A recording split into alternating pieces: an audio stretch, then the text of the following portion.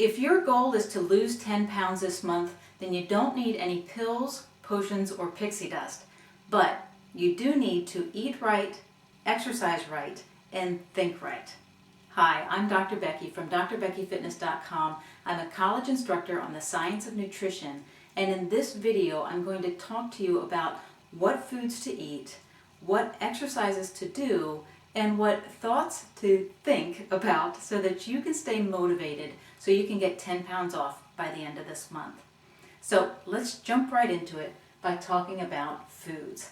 Now, if you're going to achieve this goal of 10 pounds lost by the end of the month, you have to have a diet strategy that's going to be sustainable. That means you're not going to look at starvation. A lot of times when we get into these ideas of losing quickly and being very focused, what we do is we subtract all of the foods without adding in the foods that are going to sustain us. So we're going to start with this concept of add before subtract. Now this is a diet strategy that I talked about in more depth in a past video where I talked about my 7-day junk food to superfood challenge. So if you'd like to watch that, I'll link to that in this video. But the basic gist is this: you have to add in and fill up on foods that are going to keep your body satisfied. Those foods are going to be naturally high in fiber and nutrients and naturally low in calories. What does that mean? You're going to be adding vegetables, beans, and some fruit, which we'll talk about a little bit more. But basically, you know what? If your goal is fast weight loss, vegetables are going to be a part of your diet, especially if you're looking to lose that weight in a healthy way. Vegetables are packed with nutrients that keep your body biochemically filled up, which keeps cravings away, but they're naturally low in calories. Beans are very high in fiber, and for the nutrient value that you're getting compared to the amount of calories, they have to be part of a healthy diet if you're looking for a fast weight loss. Fruit. Now fruit has natural sugars in it, but it also has a lot of nutrients. Those nutrients are going to be important for keeping you satisfied during the diet, keeping hunger away, and just the overall enjoyment of your diet. But I understand that some fruits, having too many of the wrong fruits, can cut into your progress. So you can have a lot of fruits if you're picking fruits from the lower sugar variety. So those would be foods like your lemons and limes, certainly, cantaloupe, strawberries, cherries. These are lower sugar fruits that you can have quite a bit of and still lose weight on a consistent basis. Now, if you're going to talk about your higher sugar fruits, those would be your watermelon, pears, bananas. They're more on the higher sugar area, so those foods you might want to limit. So those fruits maybe could move down into this category and limit those types of high sugar fruits to maybe 2 times a day. Other foods that you would want to limit in order to get weight off quickly are your grains and your lean meats. Now grains we all kind of talk about with weight loss. Grains do provide some nutrients, but for the amount of calories that you're getting for those nutrients, the trade-off's not quite there. So you want to limit your grains and your starchy vegetables, things along that line, to about a serving a day. The same goes with lean meats. Now, when I bring this up, I almost always invariably get a question about protein.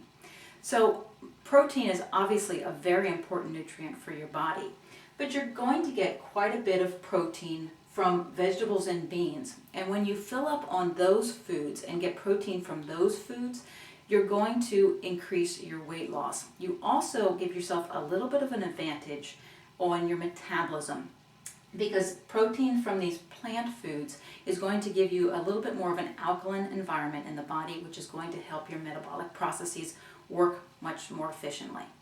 So we limit these types of foods. Whole fats. Whole fats would come from whole foods.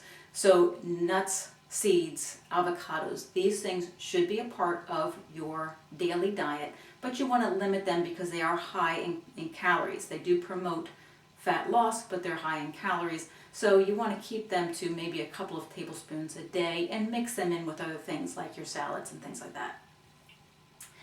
Then, and only then, do you want to start thinking about what foods you have to subtract. And there's really two biggies.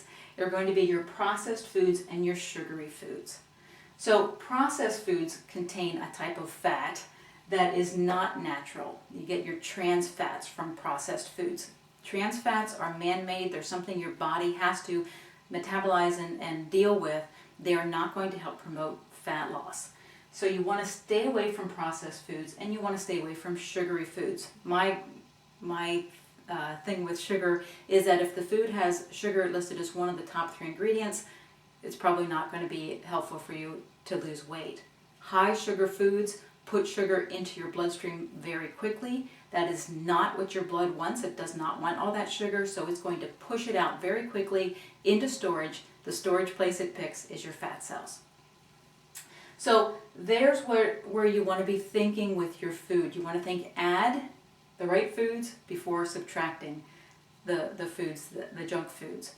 And that's going to do a couple of things for you. It's going to make sure that you're satisfied. It's going to give you the confidence that you're eating healthy as you're losing weight, and it's going to give you fast results. Then you can start to turn your attention to the next aspect, which is exercise. Exercise is a funny thing when we come to fast weight loss, because most of us think, well, I have to boost my exercise. Well, that's true. It's going to help your weight loss results. But if you make too drastic of an increase in your exercise, you will stimulate your hunger. And that is going to work against your overall goal. So my suggestion is that you pick an exercise that you enjoy and you start just a little bit above your comfort level. And then every couple of days, you increase either time or intensity. And as you're increasing, you need to monitor how this is affecting your hunger and bring that into consideration. So if it is stimulating your hunger, you can add more vegetables or beans. That would be one way to do it. Or you just go into smaller increments as you're going up. Then we get into attitude. You know what? Attitude is everything. That's what they say, and it's very true. Attitude is going to be where your motivation lives. But motivation is one of those very misunderstood concepts.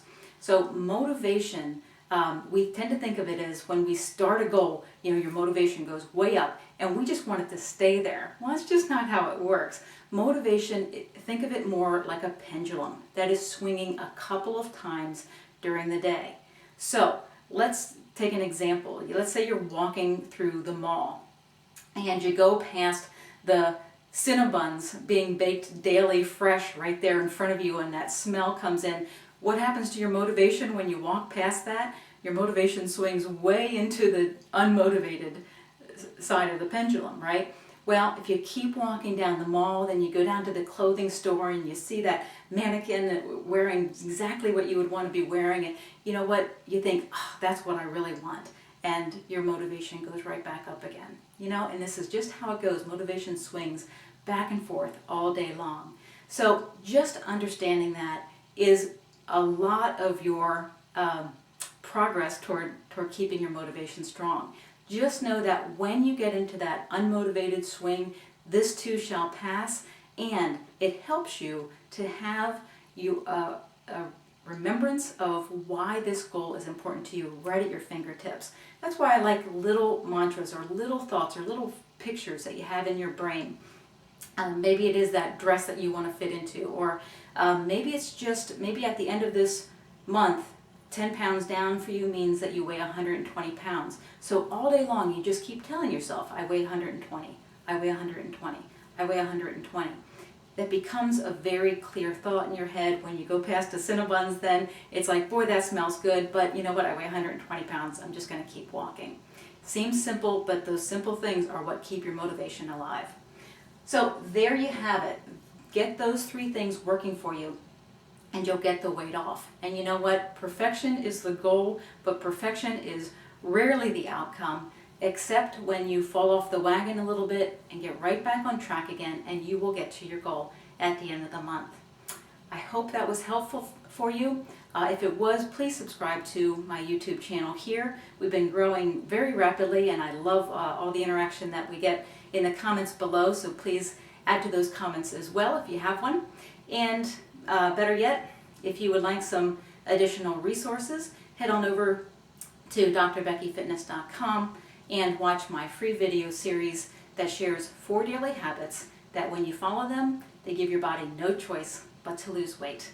It's a great strategy for anyone to get started with, no matter what your age, male, female, you're doing this by yourself or you're doing it with others.